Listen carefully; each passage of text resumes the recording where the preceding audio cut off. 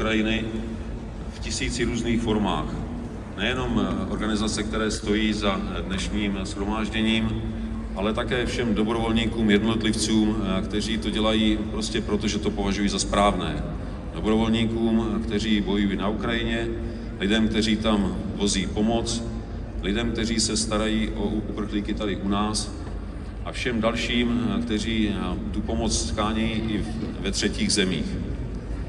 A tady bych jenom ještě rád připomněl jeden milník, kterým byla Mnichovská konference minulý týden, kde se znovu všichni přesvědčili o tom, že Ukrajina skutečně má na to, aby své území uhájila, že k tomu vyvinula obrovské úsilí, že ukazuje obrovskou vynalézavost, jak eliminovat převahu Ruska v mnoha ohledech, jak s naší pomocí nakonec uhájit své území.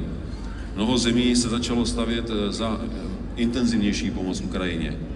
A já si myslím, že bychom tento okamžik neměli promarnit, že bychom měli všichni ukázat, že prostě Ukrajinu nepustíme, že ji nedáme, že ji nenecháme spadnout do spáru Ruska a že si dokážeme uhájit svůj způsob života, který chceme žít i dál. Prosím, vytrvejte a pomáhejme Ukrajině. Děkuji.